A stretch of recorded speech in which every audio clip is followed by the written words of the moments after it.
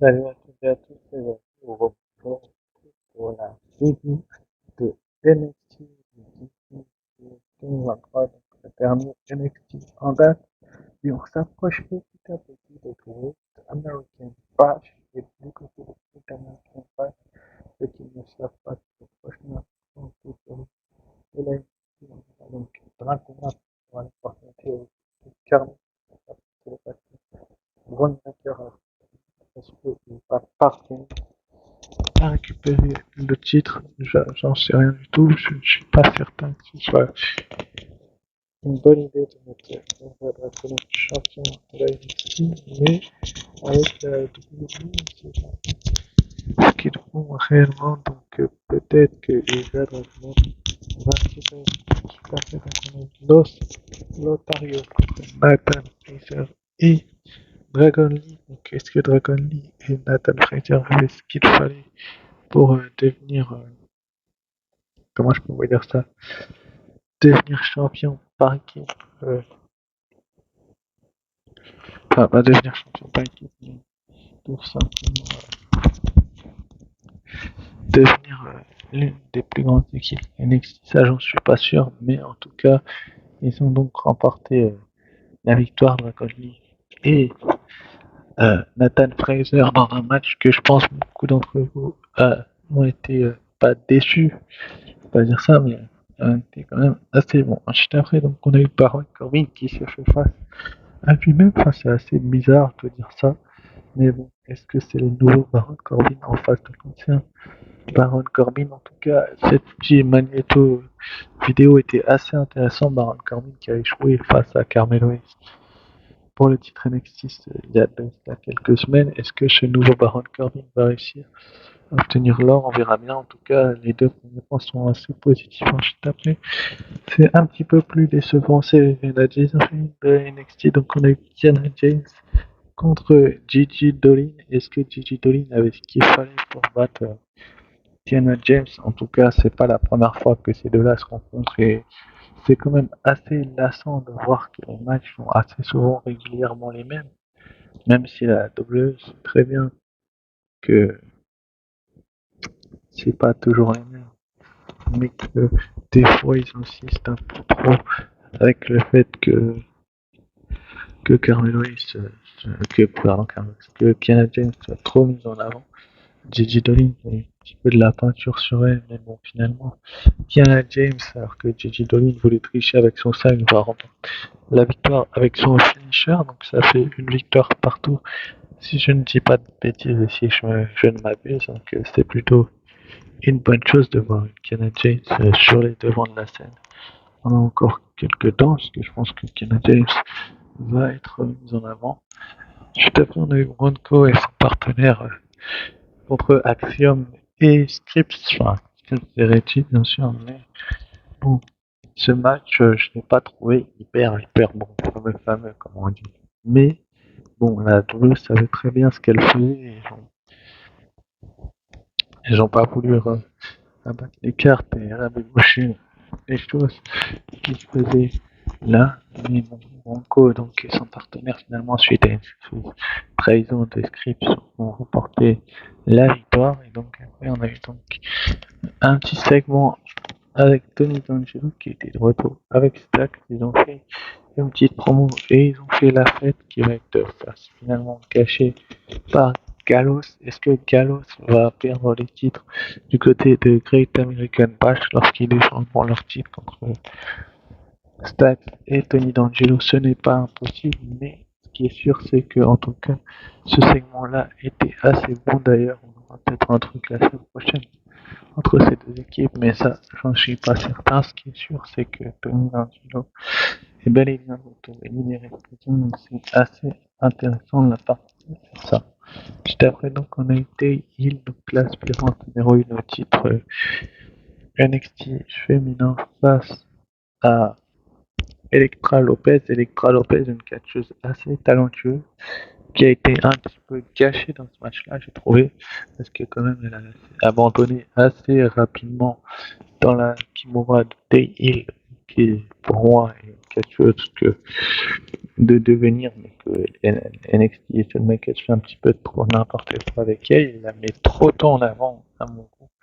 Et c'est mon avis personnel, donc je ne vais pas faire des plans sur la comète, mais peut-être que Shawn Michaels a d'autres plans pour Tay Hill, donc peut-être on verra bien que Tay Hill sera mis en avant, en tout cas gagne le match par soumission, et puis elle convoque Tiffany Stratton à la rejoindre sur le ring, donc ils vont avoir un petit segment toutes les deux. Donc Tiffany Stratton qui est la championne NXT pour ceux qui ne le savent pas depuis le mois dernier, sa victoire sur Lyra Valkyria en finale du tournoi, donc ils ont un petit peu gâché Lyra Valkyria. J'apprécie énormément Tiffany Stratton, je vais pas vous mentir, elle est dans le top 5 des catcheuses que j'aime beaucoup, donc j'ai trouvé ça assez dommage que le segment dure peu de temps. Finalement elle va dire non, pas de soumission match, c'est moi la championne, c'est moi qui décide, mais il va lui faire sa soumission, et donc Tiffany Stratton va accepter le match, donc on aura ça au prochain rendez-vous, juste après. Donc on a eu Romansa contre ce catcheur que à chaque fois j'oublie son nom, et pourtant je crois que c'est Romansa qui a gagné, je ne sais plus trop exactement lequel des deux a gagné, mais bon, on s'en fiche un petit peu. Juste après, donc on a eu une discussion donc dans les backstage entre Roxanne Perez et Booker T. Donc Booker T qui lui donnait des conseils sur Blair Davenport, l'encourageait et la motiver un petit peu. Donc cette personne m'a filmé bien évidemment, mais bon, on verra. Juste après, donc on a eu un segment en via caméra interposée entre Blair Davenport justement et Roxanne Perez, que Roxanne. D'ailleurs, on aura un match entre ces deux jeunes femmes que vous voyez à l'image, et que c'était de Great American Bash. Je tiens à vous préciser tout de même s'il n'y aura pas la victoire, ça a été annoncé par NXT, simplement qu'au prochain pay-per-view, Blair Davenport et Roxanne Perez s'affronteraient. Est-ce que Roxanne Perez va perdre, débarquer dans le roster principal? J'espère pas, parce que je pense qu'ils en ont encore besoin du côté de la NXT qu'elle acquérisse, excusez-moi l'expression, de l'expérience, mais bon, en tout cas, le segment était assez bon, même si Roxanne Perez s'est barré. C'est un point positif. Juste après, donc, on a eu un entraînement entre Dana Brooke et Kelani Jordan, la tueuse de la NXT. Donc, elle faisait du sport extrême, du yoga, je crois. C'était assez amusant de la part de la WWE de faire ça, de faire en sorte qu'elle fasse du yoga, donc c'était assez drôle, mais j'ai trouvé quand même que la WWE aurait pu faire autrement, même pas les laisser faire du yoga. Franchement, c'est un peu bête, mais bon, on verra bien ce qui se passera dans les prochaines semaines entre ces deux-là. Est-ce que Dynamo sera prêt? Juste après, donc, on a eu le match en main event pour le titre nord-américain. Wesley qui remettait son titre en jeu, le champion au plus long règne du titre nord-américain face à Birdie Dominic Mysterio qui avait accepté l'Open Challenge la semaine passée, donc rêvez pas dans les prochaines semaines, je crois que vous n'aurez plus d'Open Challenge vu le résultat de ce match, mais en tout cas le match en lui-même a été très bon. Wesley n'a pas du tout démérité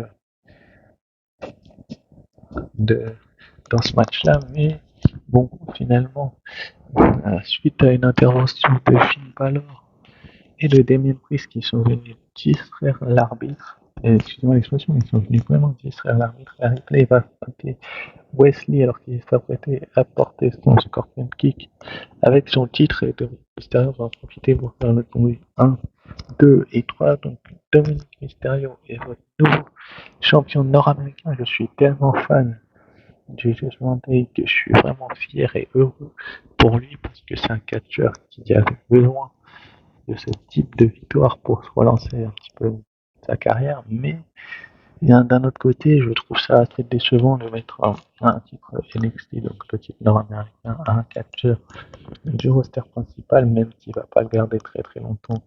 À mon avis, peut-être un petit mois, apparemment, d'après les rumeurs, c'est ce qui est dit. Mais bon, on verra bien. L'intervention était bien vue de la part de Ripley, je suis très heureux pour lui. Enfin bref, déçu pour Wesley quand même.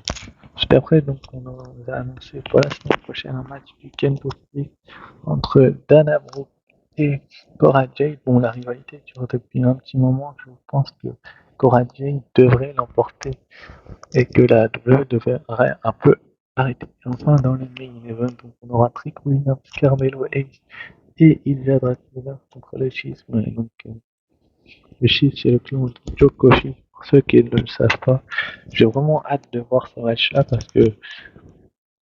parce que ça peut être vraiment bon.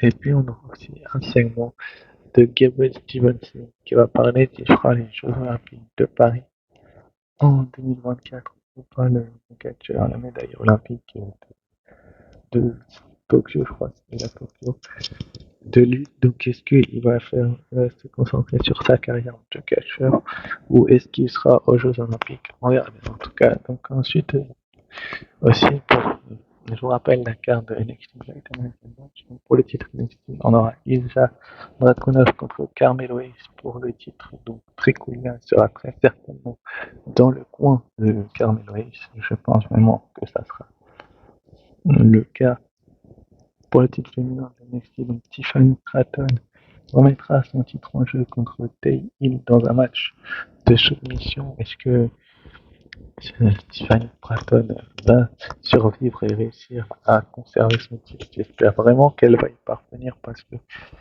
c'est une catcheuse bourrée de talent que la WWE a quand même caché assez souvent.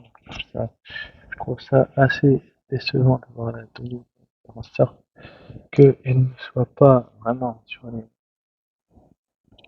devant de la scène, mais en tout cas, Tiffany Stratton a, comment je peux dire ça, a survécu au. Mais après, il a trop le dessus, justement, une catcheuse qui domine. En général, perd au pay-per-view, on verra bien. Puis on aura Roxanne Perrin-Player vers le porte et Matt Spike NXT. Donc on verra dans les prochaines semaines ce qu'il en sera pour l'équipe par équipe de la NXT qui sont portés disparus. Et pour les autres titres, je vous remercie d'avoir suivi cette review et je vous dis à très vite. Ciao, bye. Enfin, demain pour la SmackDown avec face à face entre Jey Uso et Roman Reigns et le Fatal 4-Way. Ciao, bye.